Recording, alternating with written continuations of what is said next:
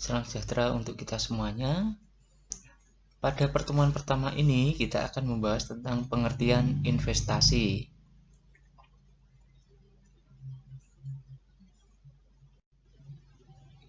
Tujuan bab ini adalah mahasiswa memiliki pemahaman yang lebih baik mengenai satu, konsep-konsep dasar tentang keputusan konsumsi saat ini dan konsumsi di masa yang akan datang. Yang kedua, posisi dan peran pasar modal dalam kegiatan pendanaan dan investasi. Yang ketiga, tentang tujuan, proses, dan dasar-dasar keputusan investasi. Setiap individu yang bekerja itu berusaha untuk memperoleh penghasilan. Nah, dari penghasilan yang dimiliki oleh seseorang tersebut merupakan sumber daya yang dapat digunakan untuk konsumsi saat ini atau juga digunakan untuk konsumsi di masa yang akan datang. Seseorang yang ingin berinvestasi itu semestinya mau mengorbankan konsumsi saat ini atau sacrifice current consumption.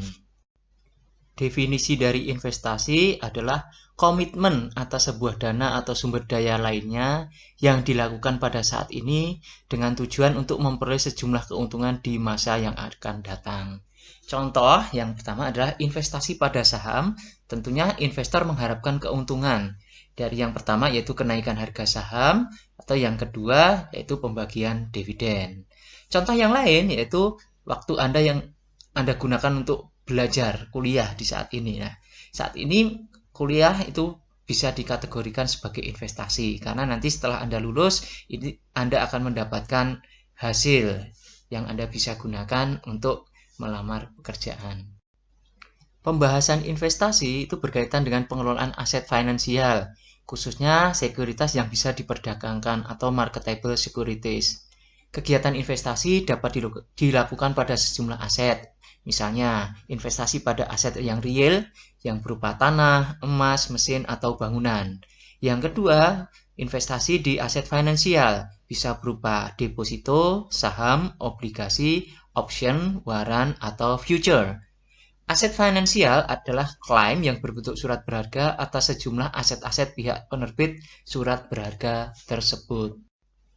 Definisi dan jenis investor. Pihak-pihak yang melakukan kegiatan investasi itu disebut investor. Investor pada umumnya bisa digolongkan menjadi dua kategori, yaitu yang pertama, investor individual, merupakan investor yang terdiri dari individu-individu yang melakukan aktivitas investasi.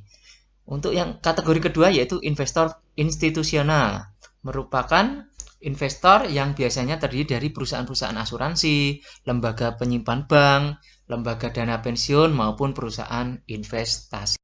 Hubungan antara investasi dan konsumsi. Kesejahteraan moneter ditunjukkan oleh penjumlahan pendapatan yang dimiliki saat ini dan nilai saat ini atau present value pendapatan di masa yang akan datang. Orang seharusnya membuat keputusan seperti berapa banyak penghasilan saat ini yang seharusnya dihabiskan atau dikonsumsi dan berapa banyak yang seharusnya diinvestasikan menurut preferensinya.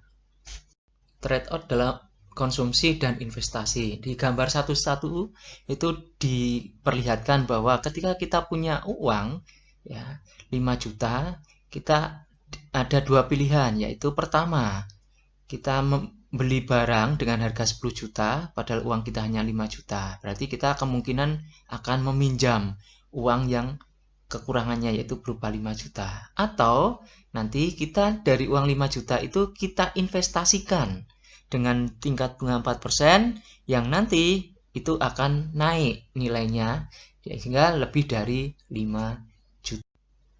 Untuk contoh kedua, ini ada Bu Tuti yang lebih menyukai aset yang memberikan 8% keuntungan ketika dia investasi dan juga dia lebih menyukai aset pertama yang sebelumnya pada tingkat bunga 4% ketika meminjam.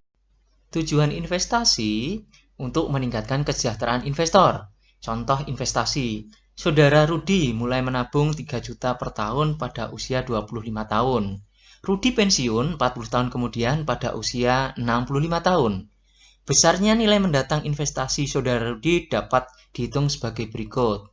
Pada tingkat bunga 8% per tahun, nilai mendatang di angka 40 yaitu 3 juta dikalikan future value interest factor of annuity 8% dengan jangka waktu 40 tahun sama dengan 3 juta kali 259,06 hasilnya adalah 770.180.000. Contoh selanjutnya pada tingkat bunga 12% per tahun, nilai mendatang itu 3 juta kali future value interest factor of annuity 12% untuk jangka waktu 40 tahun yaitu 3 juta kali 767,09.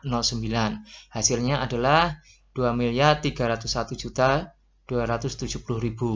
Dan contoh ketiga dengan tingkat bunga 20% per tahun, nilai mendatangnya yaitu 3 juta kali future value interest factor 20% 40 tahun yaitu 3 juta kali 7.343,9, hasilnya 22.031.700.000. Tujuan investasi adalah untuk melihat apakah kesejahteraan yang dari contoh tadi Saudara Rudi itu meningkat di masa yang akan datang dengan menabung 3 juta per tahun pada usia 25 tahun dapat dihitung dengan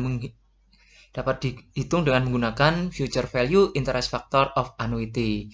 Konsep future value interest factor of annuity ini berlaku untuk menghitung nilai mendatang dari suatu seri aliran kas yang sama secara periodik. Oke. Future value interest factor of annuity bisa dihitung dengan rumus 1 plus I pangkat N min 1 dibagi I. Adapun alasan untuk melakukan investasi yaitu yang pertama, mendapatkan kehidupan yang lebih layak di masa yang akan datang. Kedua, untuk mengurangi tekanan inflasi. Dan ketiga, dorongan untuk menghemat pajak. Proses investasi meliputi pemahaman dasar-dasar keputusan investasi dan bagaimana mengorganisir aktivitas-aktivitas tersebut dalam proses keputusan investasi. Hal mendasar dalam proses keputusan investasi adalah pemahaman hubungan antara return yang diharapkan dan risiko dari suatu investasi. Dasar dari keputusan investasi yang pertama adalah tingkat return harapan. Return harapan merupakan tingkat return yang diantisipasi oleh investor di masa yang akan datang. Sedangkan return aktual merupakan tingkat return yang telah diperoleh oleh investor. Dasar yang kedua yaitu tingkat risiko. Risiko itu memungkinkan realisasi return aktual itu lebih rendah dari return minimum yang diharapkan. Dan yang ketiga yaitu hubungan antara return dan risiko searah dan linear. Maksudnya adalah semakin besar return yang diharapkan, maka semakin besar pula risiko yang harus dipertimbangkan oleh investor. Dasar keputusan investasi, return yang diharapkan investor dari investasi yang dilakukannya itu merupakan kompensasi atas biaya kesempatan atau opportunity cost dan risiko penurunan daya beli akibat adanya pengaruh inflasi. Di dalam konteks manajemen investasi, perlu dibedakan antara return yang diharapkan atau expected return dan return yang terjadi atau realized return. Return yang diharapkan merupakan tingkat return yang diantisipasi oleh investor di masa yang akan datang. Sedangkan return yang terjadi atau return aktual merupakan tingkat return yang telah diperoleh oleh investor pada masa lalu. Dasar keputusan investasi yang kedua yaitu risiko. Risiko bisa diartikan sebagai kemungkinan return aktual yang berbeda dengan return yang diharapkan. Secara spesifik, mengacu pada kemungkinan realisasi return aktual itu lebih rendah dari return minimum yang diharapkan. Return minimum yang diharapkan seringkali juga disebut sebagai return yang disyaratkan. Untuk dasar keputusan investasi yang ketiga yaitu hubungan tingkat risiko dan return harapan. Dari tabel atau gambar tersebut bisa kita lihat hubungan antara risiko dengan return yang diharapkan. Ada investasi yang risk free, RF itu risk free bebas risiko, yaitu contohnya adalah obligasi pemerintah. Ini pasti bebas risiko karena pasti pemerintah akan membayar utangnya. Kemudian itu masuk kategori risiko rendah. Selain risiko rendah ada risiko sedang. Contohnya adalah investasi di obligasi perusahaan. Kemudian nanti naik ke risiko tinggi, itu contohnya derivatif dari obligasi dan saham, yaitu opsi. Kemudian risiko yang sangat tinggi, itu yang terakhir. Nah, dari risiko rendah dan risiko sedang tadi masuk kategori investasi. Untuk risiko tinggi, itu kategorinya spekulasi. Dan risiko sangat tinggi itu masuk kategori judi. Proses keputusan investasi. Keputusan investasi itu ada beberapa tahap ya untuk menentukan keputusan investasi. Yang pertama adalah menentukan tujuan investasinya. Tujuan investasinya apa? Untuk spekulasi atau untuk yang lain. Kedua, penentuan kebijakan investasi. Dilihat dari alokasi aset, kemudian batasan jumlah dana, pajak, dan biaya pelaporan. Yang ketiga yaitu pemilihan strategi portofolio. Ya, strategi portofolio aktif ataupun pasif. Yang keempat, pemilihan aset.